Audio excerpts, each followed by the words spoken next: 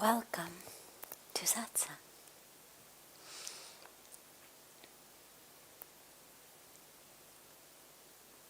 So wonderful to be together with you all.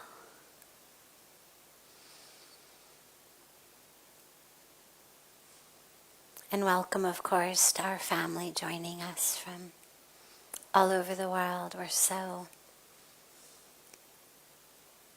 glad to have you all with us as well. And beginning with one of the questions that comes in advance from our global family, and then we'll open it up to any questions that anyone here might have.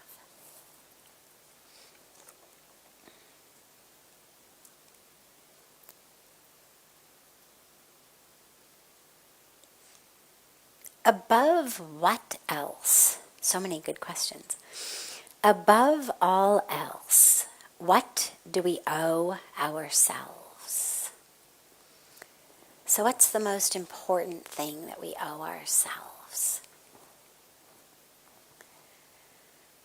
I think the most important thing that we owe ourselves is for every moment of our life to be one that we are able to live in truth of who we are. That it's not about what other people do, what other people say, what the external situation may be, what the stock market may be like, or the traffic may be like, or the weather may be like, but that I, in all circumstances, am able to live as the truth of me, meaning as love, as peace, as joy, as this divine embodiment, because that's what we all are, is the embodiment of the divine. And it doesn't mean upar sai. It's not about repression or denial or suppression. It's not pretending that there aren't important problems that need to be addressed. Doesn't mean pretending there isn't grief or challenges. But it means in the face of all of that my heart is open to it all, I'm present with it all. Because the truth of who I am is that there's space. There's infinite space in me as me. For challenge, for difficulty, and for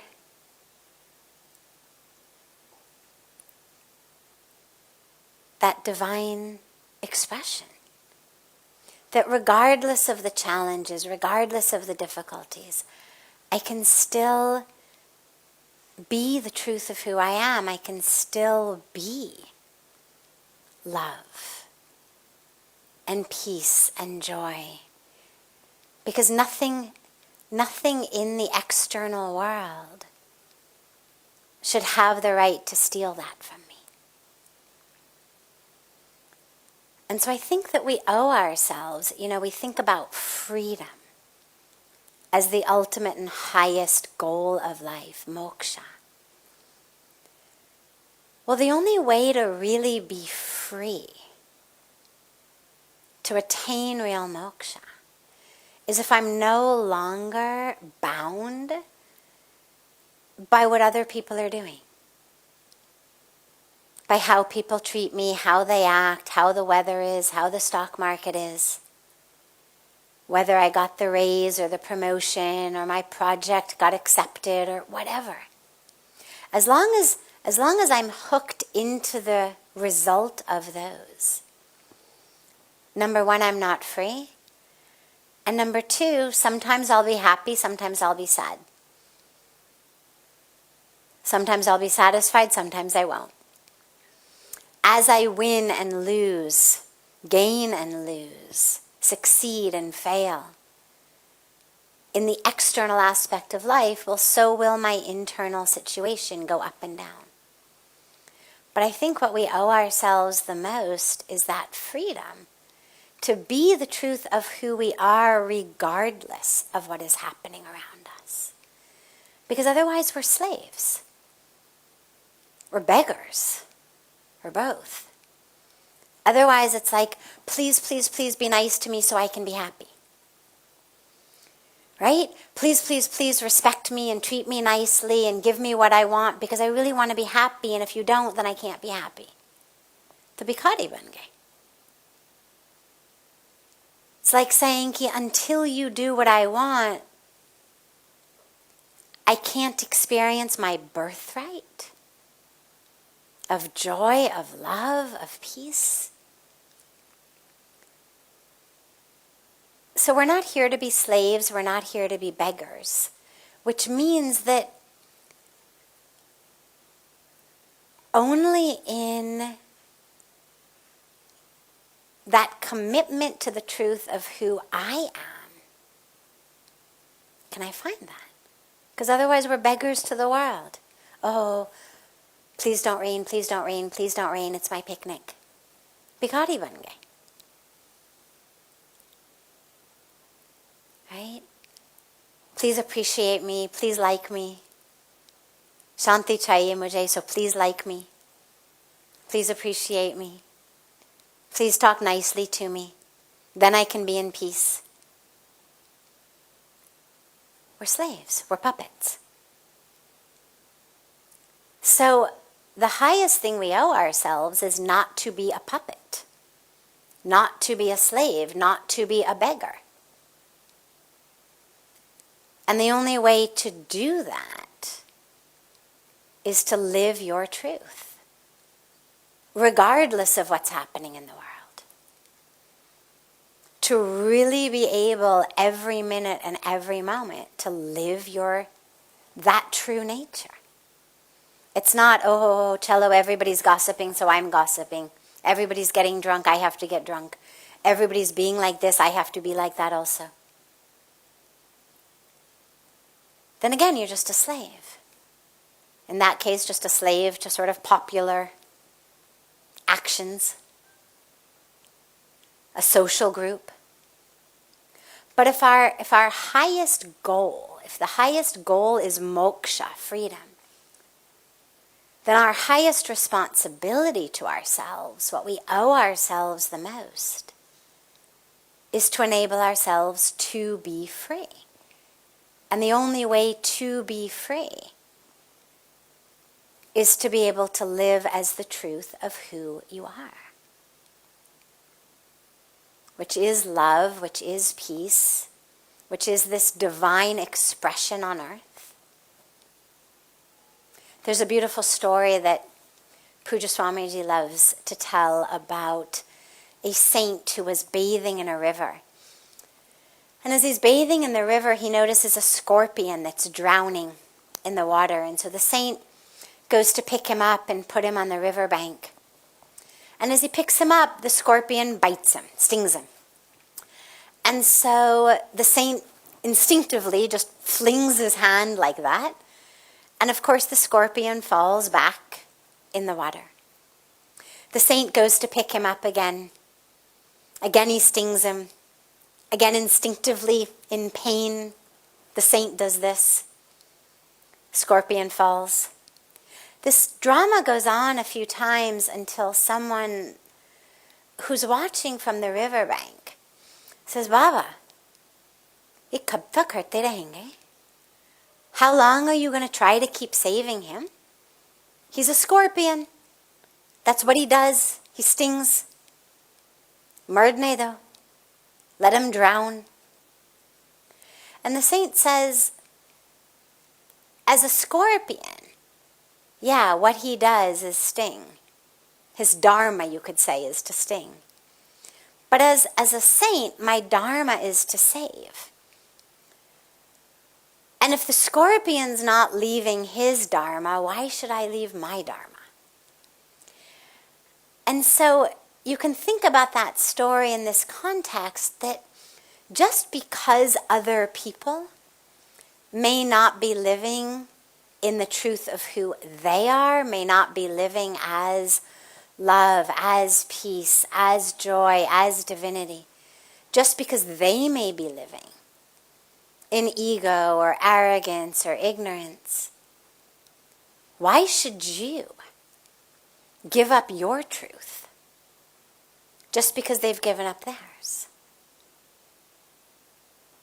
We have a duty to ourselves, our dharma to ourselves, to live that truth. So I think that's our greatest responsibility to ourselves, every minute and every moment, is not to be a slave, not to be a beggar, to be free. Doesn't mean that we're going to be able to do everything we want in the world. There's laws. Countries have laws, cities have laws, companies have laws, families have rules. Doesn't mean we don't ever have to compromise. That's not what I mean. Freedom to be your true self doesn't mean, no, I will never eat Chinese food because I hate it and I know you love it, but we're always going to eat only what I want. No, it's actually the opposite. It's actually the freedom to say, God, I really don't love Chinese food, but I really love you. And I really love peace. And therefore, I have the freedom to be able to eat something that I don't love every once in a while, as an act of love, as a choice of peace, rather than to need every morsel of food that goes in my mouth to be my absolute favorite in order to be okay. So that freedom is on a much deeper level than what we think of as sort of a license to decadence or a license to recklessness or my way or the highway type of living. It's actually the freedom to surrender, the freedom to say, may thy will be done. Freedom to say, okay, you want Chinese? So be it. Because I can even smile eating something I don't like. Because I'm not a slave to my taste buds. I'm able to find love and joy even in a restaurant that's not my favorite. Amazing. Right? Able to find love and joy even being told that the project that you proposed didn't get accepted. That you've been passed over for the raise or the promotion. That's the freedom. It's not the freedom to always get what you want, but the freedom to be who you are, regardless of whether your desires are being satisfied or your ego is being, buttered up. That's real freedom.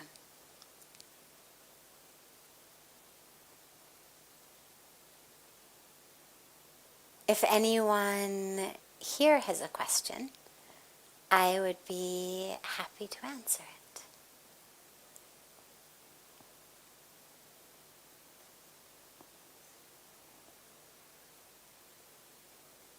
Yes. Just one sec, he's going to give you the microphone. Yeah. Hello. So be true to yourself. For me, it's living in present and executing the things as per your own consciousness. Is that true, or am I lagging on my conscious on that? No, it's beautiful. I would go a little bit broader, though. So you've given 2 points. You've said living in the present. Living in the present is absolutely required in order to live in joy. Because you can't actually be happy yesterday. You can't be happy tomorrow. If I'm really going to be in joy, I have to be right here, right now. If I'm off in next week, even if I'm dreaming of a beautiful next week, that's not joy. It's a desire, it's an expectation, it's an attachment, it's a daydream, it's whatever you want to call it. But it's not actual joy. And if I'm remembering something from last week that was really nice, well, again, it's not joy of this moment. It's a story, a memory. It's an association in my mind that brings me a moment of happiness when I can hold it in my memory. But real joy, I have to be in the present. Real peace, I have to be in the present.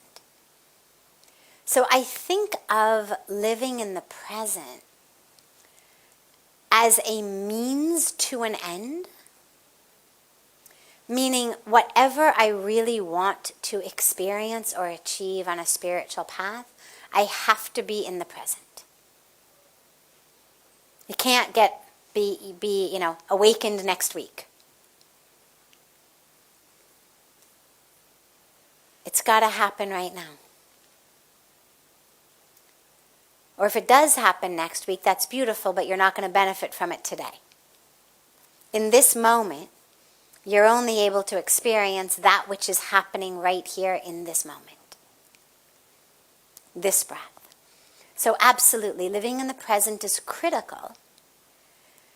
But I would call that the field, the ground, the foundation upon which everything else is built. Like the soil out of which everything else blossoms.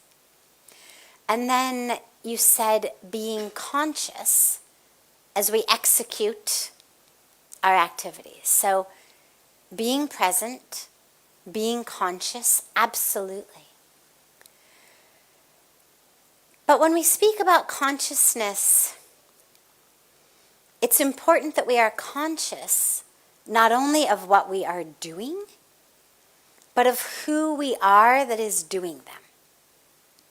So I can very consciously lift up this glass of water.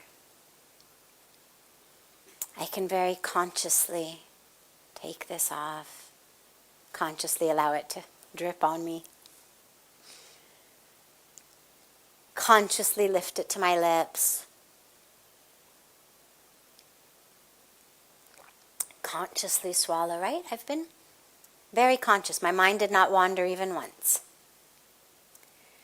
But that doesn't necessarily mean that while I was drinking that sip of water, I was also aware of who I am as the one who is conscious. And so I would expand it to say, consciousness of who we are. There's a beautiful meditative practice of mindfulness, an entire meditative school of mindfulness, of awareness-based meditation that's rooted in just this aspect of awareness as that which doesn't change. What I'm aware of changes, so I'm aware of drinking water, or aware of walking, or aware of an itchy knee that now I'm scratching. So what I'm aware of varies, but awareness does not. And when we can anchor ourselves in awareness as awareness, that's a very deep and very powerful and very beautiful meditative experience, both for eyes closed meditation as well as for living meditation in the world. On a spiritual level where we talk about awakening and enlightenment, divinity, that expands. And it expands into what is that awareness? Right? What is that? We say, okay, awareness doesn't change, but so what is that then? What is that that doesn't change? Now on a scientific level, I can say, well, you're only aware because your brain is functioning, right? And neurologically, we can say, okay, these are the parts of your brain that are required for awareness. These are the neural pathways that get activated when you are being aware in this way. There's been a lot of scientific research around mindfulness-based meditation. We know a lot of what's happening in the brain. The question then becomes, okay, well, so does the brain create awareness? If there were no brain, what happens to awareness? Right? And I'm just throwing out these sort of rhetorical questions because where I'm going is that we have to look at what is that awareness. And if it's not just a product of my brain, then what is it? And if it doesn't change, and it's not a product of my physical body, my physical brain, then what is that? Or who am I? Right? Because if I'm the one who's aware,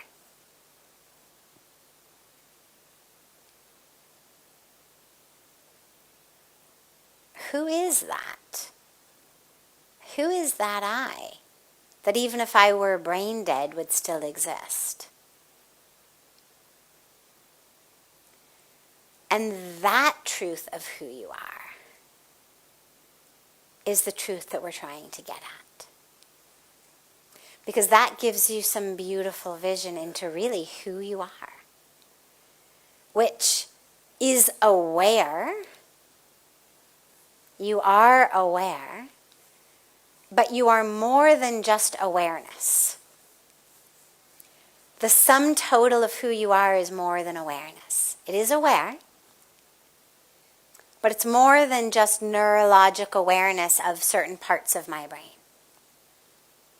So who is that? And that same being that is aware even if I'm brain dead,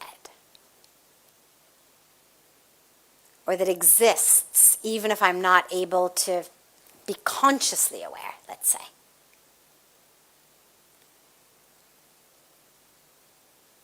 Clarity on that deep question that Gyan Yoga is rooted in, who am I? That's when we talk about the true self. Who is that? Well, in the Bhagavad Gita, Lord Krishna gives us beautiful guidance of what that is. So he explains it to Arjuna. That soul that isn't born, that doesn't die, right? Can't be burned by fire, can't be cut by knives, can't be wet with water, dried by the wind. What is that? So I would expand. What you've said is absolutely right. I would just allow yourself to also expand. Because when I'm being conscious as I'm executing things, ask yourself, who is conscious? How do I know I'm conscious? Who knows I'm conscious? And where is that consciousness? Just in my frontal lobe? Right? Where is it? And those questions give you a much deeper experience of the truth of who you are. Okay? Does that make sense? Good. Just one more question. Sure. So, living in present, maybe I'm not sure. Is there a first step to get in the path of moksha? It's the first step to be on the path to anywhere. If moksha's your goal, absolutely. But even if, But even if just a happy life is your goal, it's also the first step. And a non-negotiable step. Because as I said, you can't be happy next week or last week or yesterday or tomorrow. You can only be happy right here. And in terms of moksha, well, I have to be here because only here can I actually know who I am. Only right here can I let go of that which is not self. It's like saying, let's take it on a very basic physical level, okay? If you come home from a stressful day at work and you want to relax, you decide, I'm going to take a hot bath, hot bubble bath, okay? So you run the water in the bathtub. But in order to make that bath really one in which you go,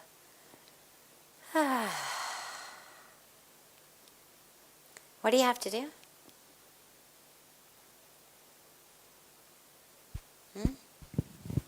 First, I have to be out of that stress, or it should not be effective once I am out from my office. Well, ideally, but bear with me with the bathtub here for just a moment. In order to just make the bath a beautiful experience of, what do you have to do? A lukewarm water, which doesn't hit like hot, Not like too hot, on the not- body, or Not cold. too hot. Not too hot, not too cold. Not too hot, not too cold, okay. Anything else? I'm sorry? Bath salts, beautiful. Anything else? Be in the present, yes? Take your clothes off. Take your clothes off. He's heard me tell this before. But I was waiting for, If we don't take off our clothes, that bath is not going to be enjoyable. Lying in a bath, even if the temperature is perfect, even if we've got bath salts, in a suit and tie, or a, skirt and heels and a hat and shoes, is not relaxing. You don't have that experience of going, Now, that's for the physical and kind of emotional body, right? In order to, I'm sorry? Body sensation. For the body sensation, exactly. So for the physical sensation and that emotional release, that stress release, I need to take off my clothes. Now think about it on a deeper level. Instead of relaxing into a hot bath, I'm relaxing into the truth of who I am, okay? You can call it a hot bath for the soul, or a lukewarm bath for the soul. I like them hot, but in order to do that, I actually have to take off all of that which is not self. Like I took off my clothes, I have to be naked in order to enjoy the bath. In order to drop into my true self, I have to be naked of that which is not self. So I have to let go of the ego, of fears, of my identities, of my history, of my personalities, of expectations, of grudges, of all of that stuff that is not self but keeps me spiritually stuck the same way that a, tight skirt and heels or a suit and tie keep me stuck physically. So I've got to let them go. But I can't let them go next week and benefit today. If I'm going to experience moksha, in that moment, I have to be free. Not just in some vague, theoretical kind of We call it moksha, so it must just be somewhere in the ether kind of thing. But I actually have to be free of that which binds me. What binds you? Your ego, your ignorance, your history, your grudges, your identities, your stories. That's what binds us. So I need to let them go right here, right now. So this is where that present, being in the present, is so critical. Is it a stepping stone to moksha? Absolutely. It's the ground upon which mokshas manifest. Because if I'm not present, if I'm not here, then who's free? Right? Think about that. If I'm not here, I'm not in the present, my mind is in the future or my mind is in the past, तो मोक्ष कैसे होगा? किसका मोक्ष होगा? शरीर का? मैं तो हूँ नहीं यहाँ. मैं तो next week में हूँ या last week में हूँ.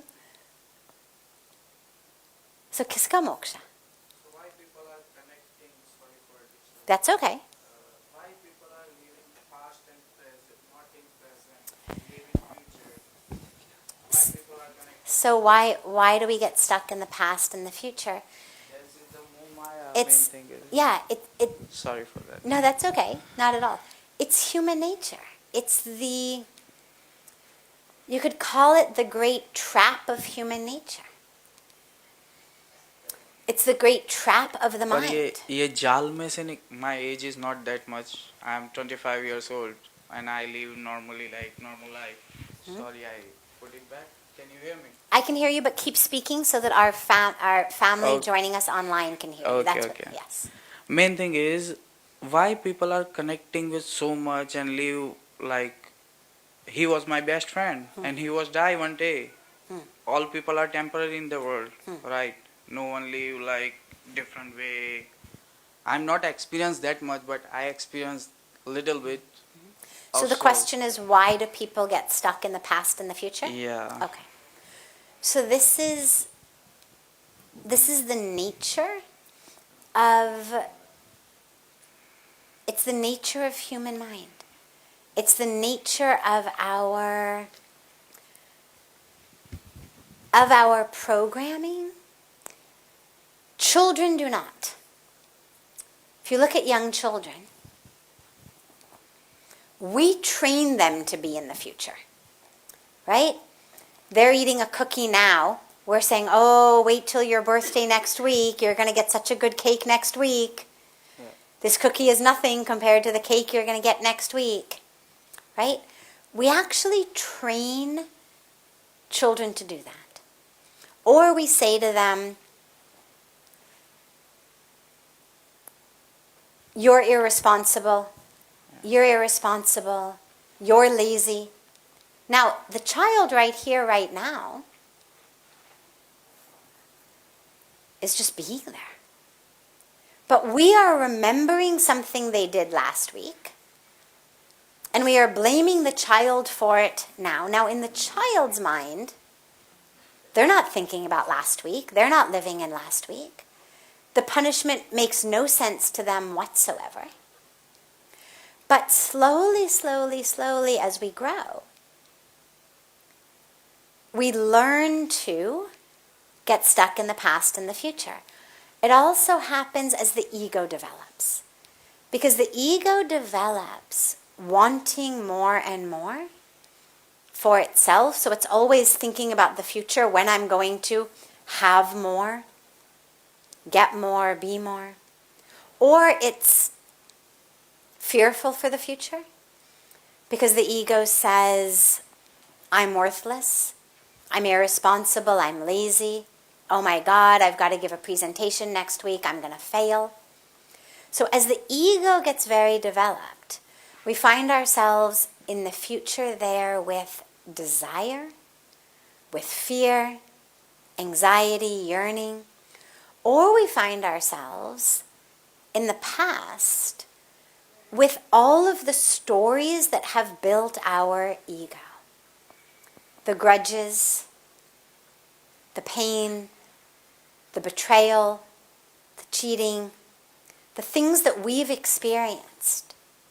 We hold on to those, and as we hold on to those, like right now, I don't trust, because last week or 40 years ago, someone betrayed me. 40 years ago. Absolutely. Absolutely. Have an in-depth, very deep, vulnerable, open, honest conversation with people in their 50s, 60s, 70s about their greatest struggles in life. 9 times out of 10, you're going to hear about what happened to them in the first 15 years of their life. So we get defined by that. And we carry it forward.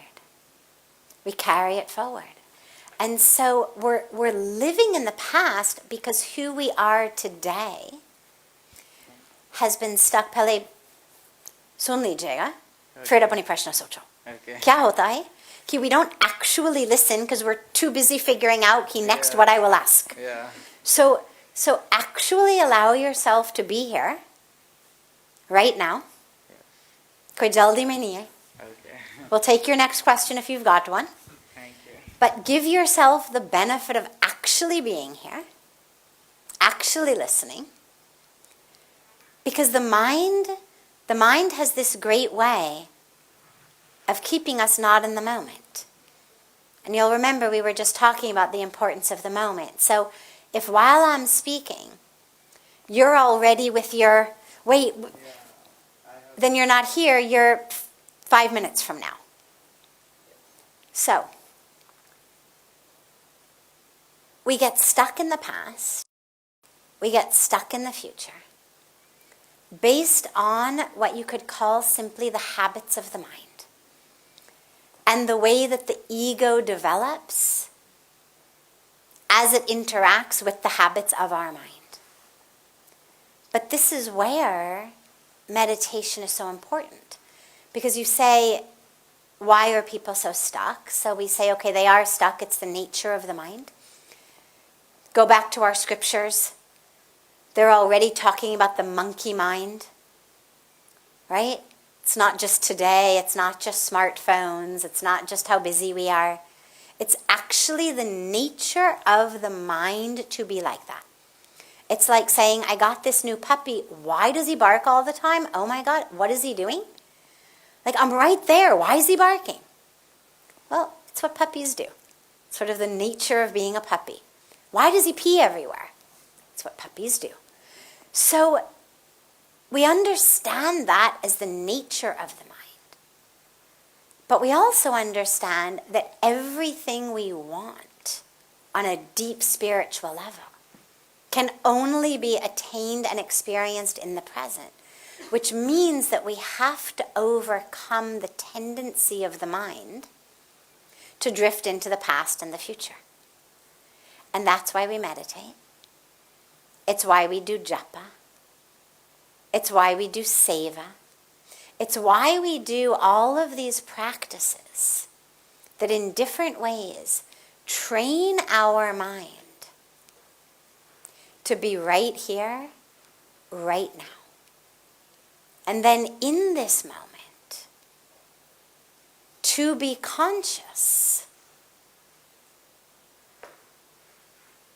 not just of what I'm doing, but of who is doing them.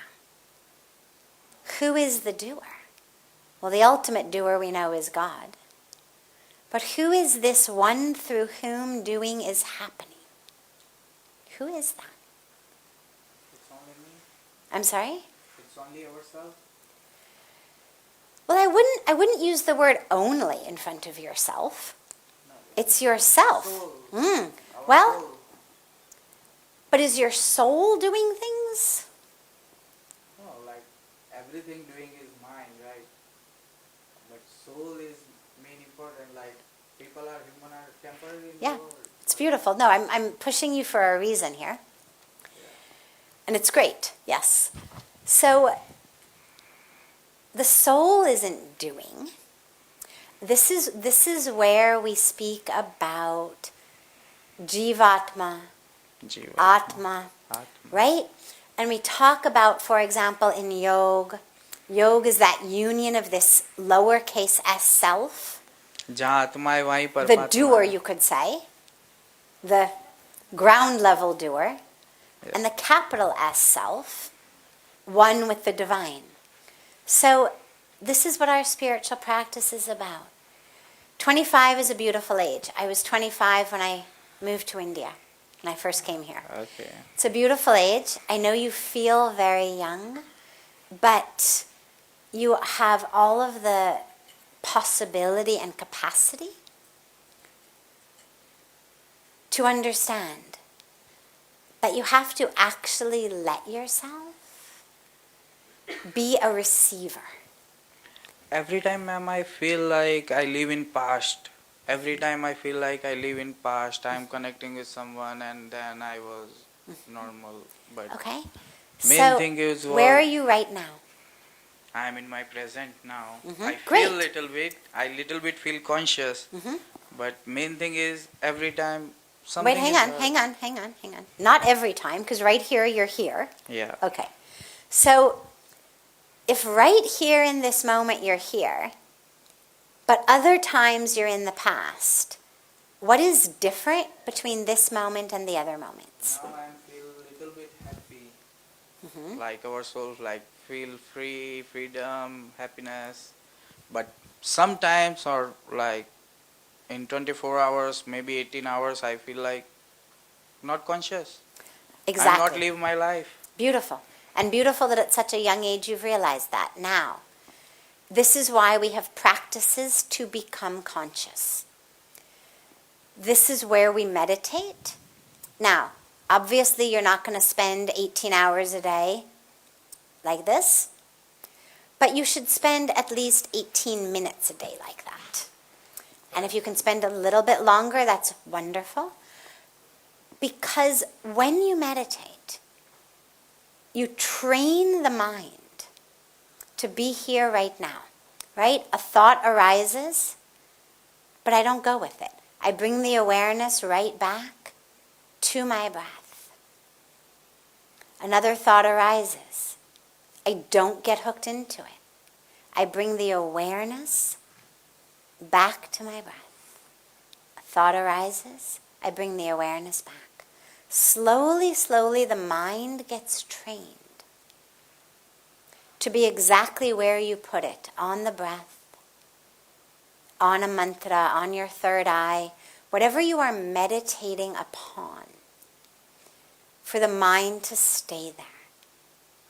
Then, as you move through the world, you'll find the same thing happens. The mind wanders, and you bring it back. You've developed a practice.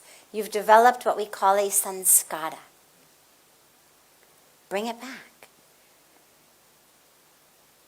This is where a beautiful practice of japa is so powerful, because it gives the mind something to do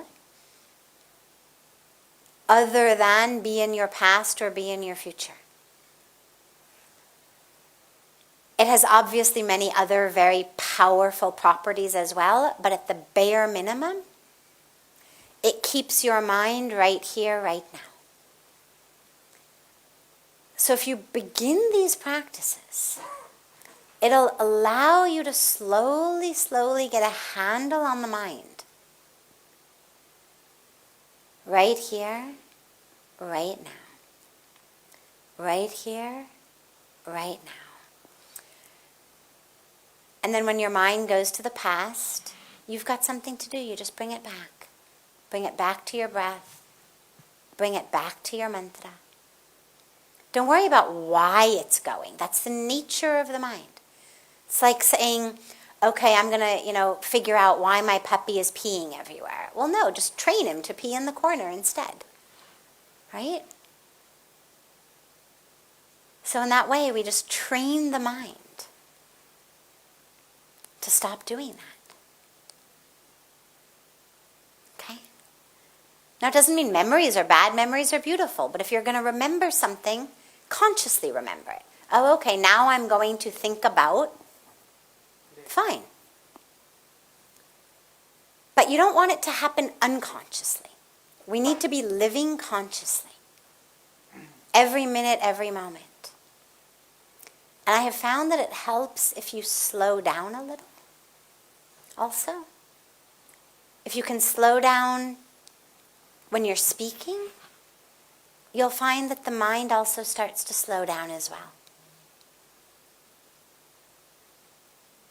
And then slowly, slowly, you'll find that you're able to just be right here. And then you'll lose it. And then you'll gain it again. And then you'll lose it and you'll gain it again. And then slowly the amount of time you can hold it gets longer. And longer and longer. Okay? Beautiful.